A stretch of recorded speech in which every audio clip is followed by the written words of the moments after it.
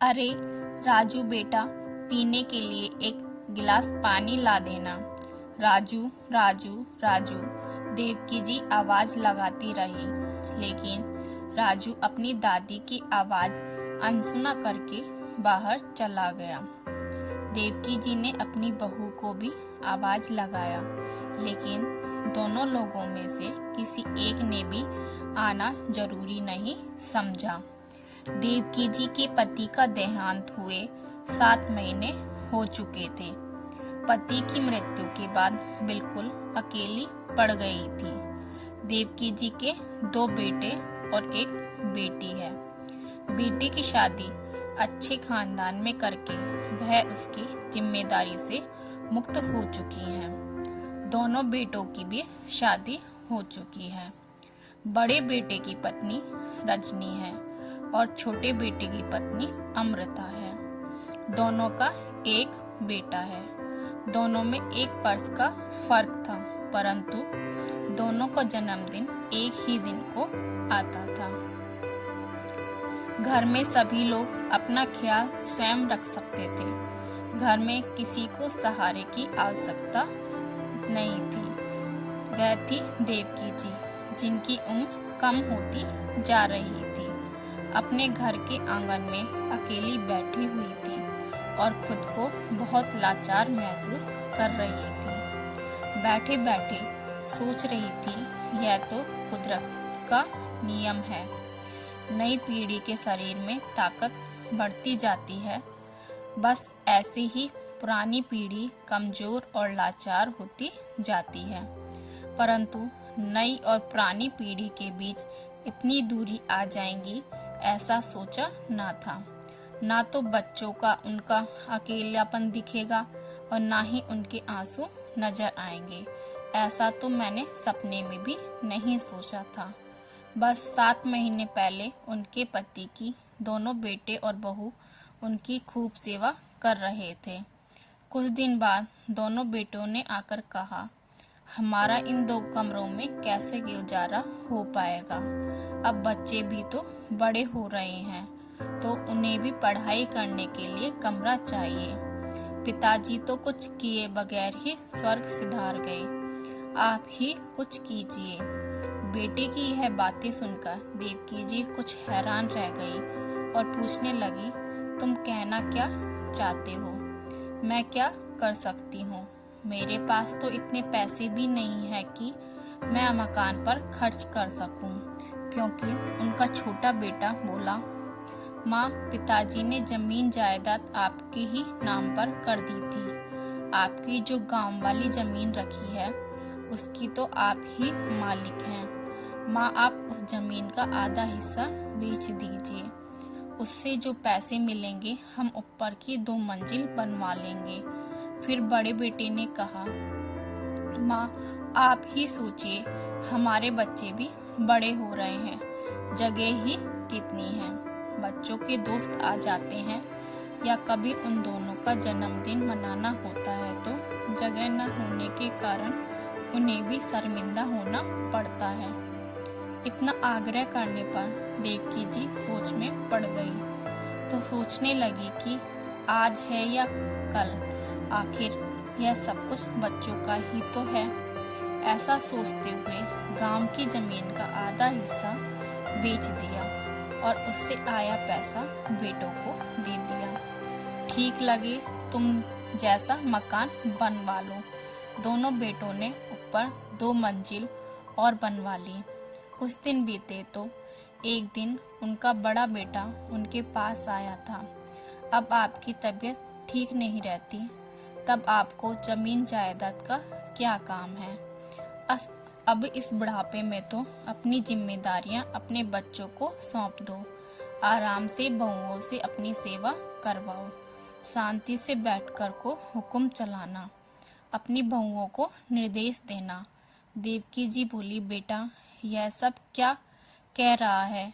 मैं कहाँ भागी जा रही हूँ? तभी उनका छोटा बेटा अमन राजू और सोनू का हाथ पकड़कर ले आया और बोला, कल इन दोनों का जन्मदिन है और हम चाहते हैं कि आप इन्हें ऐसा तोहफा दीजिए जो कभी किसी ने ना दिया हो। बेटा, मैं भी इनका जन्मदिन यादगार बनते हुए देखना चाहती हूँ, लेकिन मैं क्या कर सकती हूँ? कोई अच्छा तोहफा भी नहीं दे सकती हो कि? बड़ा बेटा राजेश बोला, केवल आप ही हैं जो इन्हें अनमोल तोहफा दे सकती हैं। ऐसा कहते हुए उसने अपनी माँ के आगे कुछ कागज रखते हुए और बोला, आपको कुछ नहीं करना, बस इन कागजों पर अपने दस्तखत कर दीजिए। अरे बेटा, इस पर तो सब कुछ अंग्रेजी में लिखा है। तुम्हारे पिताजी हमेशा कहा करते थे कि दस्तखत करने से पहले कागजों को पढ़ लेना चाहिए, क्योंकि धोखाधड़ी बहुत है। लेकिन यह बात तो पराये पर होती है, यहाँ मुझसे कौन धोखा करेगा? ऐसा कहते हुए उन्होंने कहा, कागजों पर दस्तखत कर दिए। लेकिन जैसे ही उन्होंने दस्तखत किए, उनके मन में ख्याल आया कि पूछना तो चाहिए कि यह कागज किस चीज के हैं। देवकी जी ने पूछा तो उनका बड़ा बेटा मुस्कुराते हुए बोला, इस पर यह लिखा है कि आप अपने गांव वाली सारी जमीन हमारे नाम पर कर रही हैं। यह सुनकर देवकी जी को एकदम धक्का लगा कि कितनी चालाकी से दोनों के दोनों ने दस्तखत करा लिए। पर फिर सोचने लगी कि वह सही तो कह रहा था कि मैं इस उम्र में जमीन जायदाद का क्या करूंगी। अगर यह मैंने उन्हें दे दी थी तो क्या हो गया, आराम से रहूंगी, दोनों बेटों से खूब सेवा करवाऊंगी। उसी दिन सुबह सुबह ही पार्क में टहलने के लिए चली गई। थोड़ी सैर करने के बाद अपनी सहेली रंजना जी के साथ बात करती रही और जब घर वापस लौटी तो देखा घर पर कोई नहीं था। रसोई घर का सामान भी गायब था। एक पल को घबरा गई और बच्चों को आवाज देने लगी तो इतने में बड़ी बहू ऊपर से चिल्लाई, क्या हुआ माँ जी, इतना क्यों चिल्ला रही हो? हम ऊपर आ चुके हैं सामान लेकर। ठीक है, बहू काम में व्यस्त हो तो मैं भी ऊपर ही आ जाती हूँ। जैसे ही देवकी सीढ़ी चढ़कर ऊपर पहुंची और पहला कदम रखा तो बहू जोर से चिल्लाई, आपको दिखाई नहीं देता, सारा घर गंदा कर दिया। अभी अभी मैंने पोंछा लगाया था, सूख तो जाने दिया होता। अपनी बहू रजनी के मुंह से ऐसी बातें सुनकर देवकी जी का कलेजा मुंह को आ गया। देवकी जी बोली, मुझे बहुत जोर से भूख लगी थी, अगर मेरे लिए नाश्ता बना दोगी तो? फिर बहू का चेहरा देखते हुए, मैं ऊपर आकर कुछ गंदा नहीं करूंगी, तुम मेरे लिए खाना बना देना। बहू बोली, अभी मैंने कुछ नहीं बनाया, खाने को जाकर अपनी छोटी बहू से पूछ लो, उसने कुछ बनाया होगा तो दे देगी। देवकी जी बोली, मैंने पहले ही कितनी सीढ़ियां चढ़कर मेरा सांस फूल गया है, तुम ही कुछ दे देती। माँ जी, अभी मुझे बहुत काम है, एक रोटी बनाने का काम ही नहीं है। देवकी जी छोटी बहू अमृता के पास पहुंची तो वह भी घर के काम में व्यस्त थी। उन्होंने उसे आवाज लगाकर खाना मांगा। अमृता ने कहा, माँ जी, अभी मैंने रोटी नहीं बनाई, रात की रोटी पड़ी है, आप वही खा लीजिए। देवकी जी रात की बासी रोटियां लेकर नीचे आ गई, परंतु वह समझने में असमर्थ थी कि उनके आगे पीछे सारा दिन माँ जी की ही, अगर उनकी सेवा करने वाली बहू को क्या हो गया है। उसी समय उनकी बेटी राधिका का फोन आया। माँ कैसी हैं? आप खाना तो समय पर खाती हैं ना? देवकी जी बोली, बेटा बिल्कुल ठीक हूँ, तेरे दोनों भाइयों और भाभीयों ने तो मुझे सर आंखों पर बिठा रखा है, तो मेरी चिंता मत किया कर। तेरी भाभी गरम गरम खाना परोस कर गई हैं, अभी मैं खाना खाने के बाद में बात करती हूँ। ऐसा कहते हुए देवकी जी की आंखें भर आई, इसलिए तुरंत फोन काट दिया। रोटी खाते हुए उन्होंने मन ही मन सोचा कि आज वह दोनों की बात करेगी अमन से इस विषय में। दोपहर बीतने को थी और देवकी जी अभी तक दोपहर के खाने का इंतजार कर रही थी। कोई नहीं आया तो थक गए। उन्होंने आवाज लगाई, बहू मुझे भूख लगी है, खाना तो दे दो। परंतु किसी का कोई जवाब नहीं था। थोड़ी देर बाद उन्होंने फिर से आवाज लगाई। 4-5 बार आवाज लगाने पर कोई नहीं आया तो थक हार कर ऊपर गई तो बड़ी बहू रानी ने नाक भौं सिकोड़ना हुए डिस्पोजल प्लेट में डालकर दे दिया, जैसे भिखारी को खाना दिया हो। देवकी जी का हैरानी का ठिकाना नहीं था। सोचने लगी कि आखिर आज दोनों बहुओं को क्या हो गया है, आखिर एक दिन में ऐसा क्या हो गया। इन्हीं विचारों में डूबी हुई थी कि उनकी नज़र बाहर से आते हुए अपने छोटे बेटे पर पड़ी। बेटा सुनो, मुझे तुम दोनों से कुछ जरूरी बात करनी है। तभी छोटा बेटा बोला, बाद में कीजिएगा, मैं अभी बहुत थका हुआ हूँ। बड़े बेटे ने कहा, माँ आपको तो कोई काम है नहीं, हम थके हुए आते हैं तो आप आते ही इतना कहते कहते वे दोनों चले गए। अपना सा मुंह लेकर वहीं बैठी रह गई। उन्हें रात भर नींद नहीं आई। अगले दिन सुबह उठकर उन्होंने अपने बेटे से बात करने की सोची और सीढ़ियाँ चढ़कर जाकर देखा तो उनका बेटा राजेश ऑफिस जाने के लिए तैयार हो रहा था। तभी उनकी बहू रजनी ने मुंह बनाते हुए कहा, सुनो तुम्हारी माँ आई है। यह सुनकर हैरान रह गई और बोली, यह क्या बात हुई बहू, क्या मैं तुम्हारी कुछ नहीं लगती। तभी राजेश बोला, क्या माँ, इसमें इतना नाराज होने वाली क्या बात है, तुम तो ड्रामा करने लगी, छोटी सी बात का पतंगड़ बनाने में बना देती हो। तभी उनकी बहू चिल्लाई, सुन लिया, अब जाइए यहाँ से, नाश्ता करने दीजिए। तेज आवाज सुनकर उनके हाथ पांव सुन पड़ गई थी। ऐसा लगा कि जैसे किसी बुरे सपने से जागृत होकर खड़ी हुई हों। बहू के कमरे से बाहर निकल आए। बहुत ज़्यादा डर गई थी, लेकिन भूख लगी थी, इसलिए हिम्मत करके ऊपर छोटे बेटे के पास चली गई। वहाँ जाकर बैठ गई। उनके बेटे ने देखा तो रसोई घर में छोटी बहू कमरे से बाहर आई और बोली, माँ जी आप यहाँ कैसे। अपनी बहू के इस सवाल को सुनकर उनकी आंखें भर आई। यहाँ कैसे मतलब, अब तुम भी ऐसी बात करोगी तो मैं कहाँ जाऊँगी। अपनी माँ की यह बात सुनकर अमन ने उन्हें कहा, माँ पहले खाना खा लीजिए, फिर बात कर लेना। अमन को अपनी माँ के साथ नरमी से पेश आते देख छोटी बहू अमृता उसे गुस्से से देखने लगी, परंतु उस समय कुछ नहीं कहा कि अपने बड़े बेटे राजेश से दवाइयाँ लाने को कहा। तो हमसे अपने खर्चे तो पूरे नहीं होते तो आपके खर्चे कैसे उठाएं। बात केवल 2 रोटी की होती तो चलता था, आपके खर्चे कम नहीं हैं। कपड़ों का खर्च, दवाइयों का खर्च, खाने पीने का खर्च, ना बाबा हमसे तो यह सब खर्च नहीं उठाया जाएगा।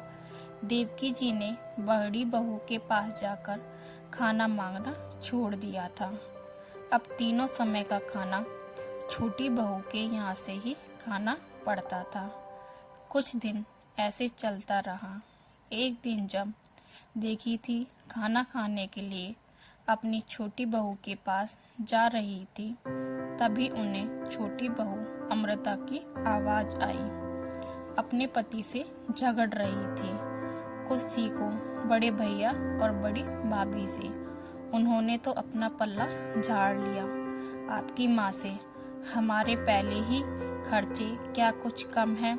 तभी अमन बोला, तुम्हारी बात ठीक है अमृता, जब बड़े भैया अपनी जिम्मेदारी नहीं निभा रहे हैं तो फिर माँ का सारा बोझ हम ही क्यों उठाएं। बड़े भैया से बात करके उन्हें व्रत आश्रम भेजने का इंतजाम करवाता हूँ। तो देवकी जी यह सुनकर तो जड़वत ही रह गई और वहीं से नीचे आ गई। दोबारा जाने की उनकी हिम्मत नहीं हो रही थी। आज उनकी बर्दाश्त की हद खत्म होती जा रही थी, क्योंकि उन्हें खाना खिलाना तो दूर इस घर में देखना भी नहीं चाहते थे। देवकी जी आंगन की चारपाई पर बैठी रही। सभी का आंगन में से आना जाना चलता रहा, परंतु किसी के पास इतना समय नहीं था कि अपनी बूढ़ी माँ के पास पल भर के लिए बैठ जाए। जब बेटों और बहुओं ने अपनी जिम्मेदारी से पल्ला झाड़ लिया था, तो फिर अपने पोतों से भी क्या उम्मीद करती। आखिर वह भी तो अपने माता पिता के कदम पर ही चल रहे थे। इतने बड़े परिवार के होते हुए भी देवकी जी अकेले पर और भुखमरी की मार झेल रही थी। आज बगैर कुछ खाए पिए ही टहलने के लिए चली गई। उनकी सहेली ने महसूस किया कि वह बहुत गुमसुम सी है। थोड़ी देर तो उन्होंने सोचा कि वह खुद ही बता देगी, परंतु जब कुछ नहीं बताया तो उनकी परेशानी का कारण पूछा। आंसुओं से भरी आंखें लिए बोली, क्या बताऊं रचना, जब मैंने बेटी को जन्म दिया था तो हम लोग को लगा था कि हमारे सिर पर कुछ बोझ रख दिया हो, क्योंकि हमें उसके लिए भी दहेज जोड़ना पड़ेगा, पढ़ा लिखा कर दूसरे के घर भेजना पड़ेगा। लेकिन मेरे एक के बाद एक 2 बेटा पैदा हुए, तब मैं फूली ना समाती थी। उनके पिताजी का सीना गर्व से चौड़ा हो गया था। हमें लगता था कि शायद हमारे पिछले कर्मों का फल है। हमने मोती दान किए होंगे, क्योंकि इस जन्म में यह कृपा। जैसे मैंने तो गंगा नहा ली हूँ। बेटों के साथ तेरा बुढ़ापा आराम से कटेगा और मेरे बुढ़ापे की लाठी बनेंगे। मैंने तो पूरी उम्र इसी खुशी फहमी में बिता दी कि हम बच्चों के ऊपर जो आज खर्च कर रहे हैं, वह हमें वहाँ पर सूद समेत वापस कर देंगे। अपनी सारी जमा पूंजी हमने अपने बच्चों को उनके पैरों पर खड़ा करने में लगा दी, यहाँ तक कि अपनी सेहत पर भी ध्यान भी नहीं दिया। अब पति का साथ भी छूट गया है। अब हद ही होने लगी है कि मेरी दवाइयों का खर्च उठाना तो दूर, अब तो उनसे दोनों वक्त की रोटी तक नहीं खिलाई जाती। अपनी सहेली को सारी बातें बताते हुए उनकी आंखों से आंसू बह निकले। उनका गला रुंध गया। रंजना जी ने उन्हें पानी पिलाया और सांत्वना दी कि देवकी जी, पता नहीं रचना इस उम्र में क्या क्या देखना बाकी रह गया है। भूख से तड़पने के बाद भी अब तक मेरे प्राण नहीं निकले हैं।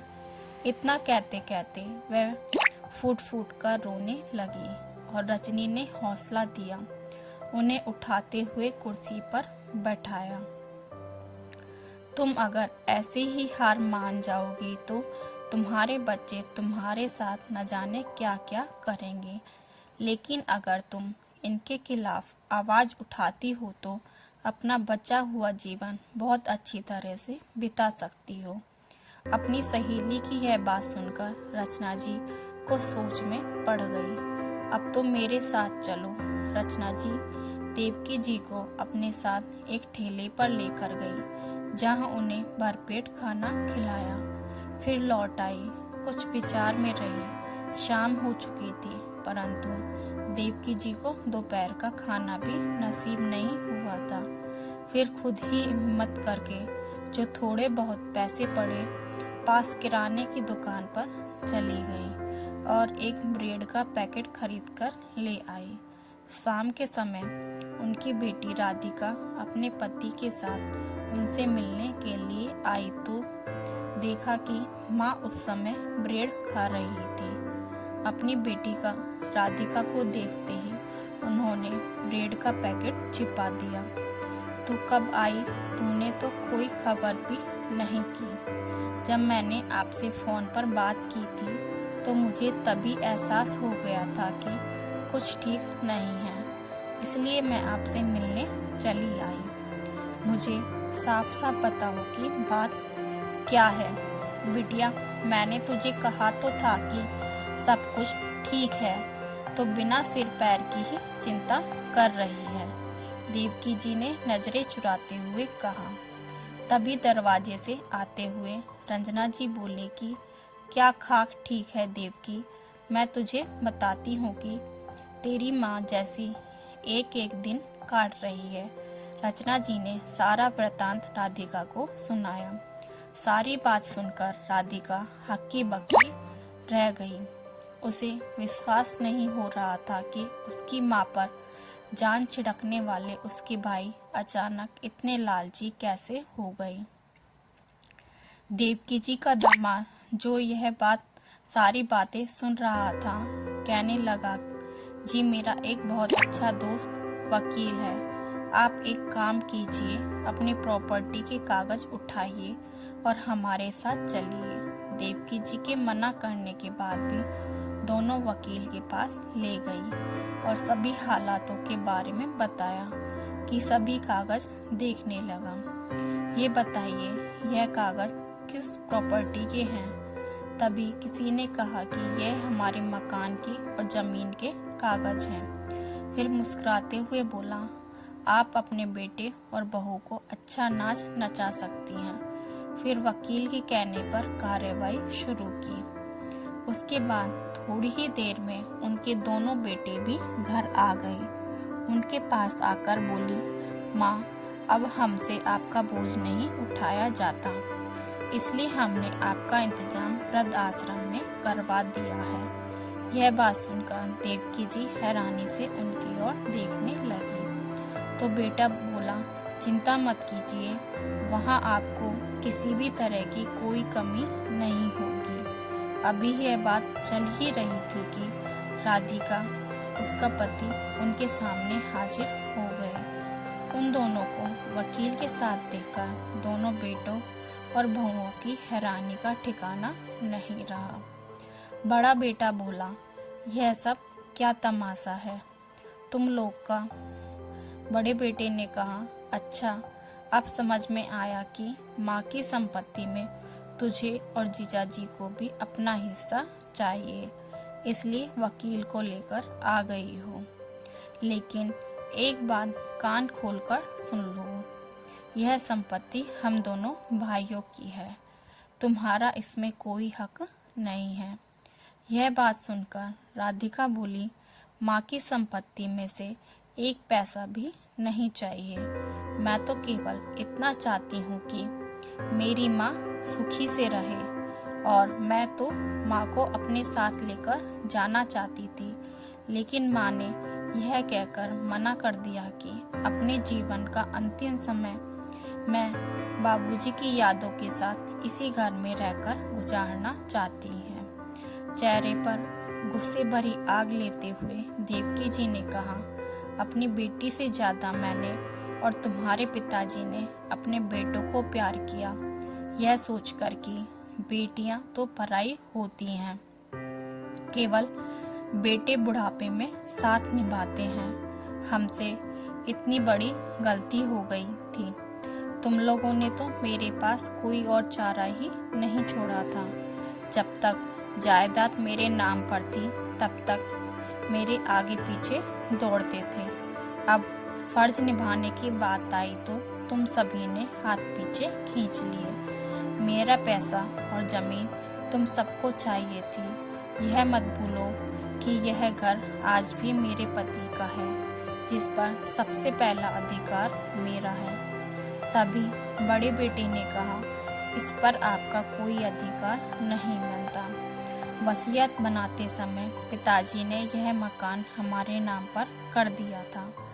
तभी वकील साहब, आपकी बात सही है, लेकिन आपके पिताजी ने मरने से पहले अपनी पत्नी के नाम पर कर दिया था, और साथ में यह भी लिखा आया था कि उनकी पत्नी के जीते जी सारी जमीन की मालकिन वही रहेंगी। शायद आप लोगों के पिताजी को यह बात का एहसास पहले ही हो चुका था कि आप अपनी माँ के साथ कितनी घटिया हरकतें कर सकते हैं।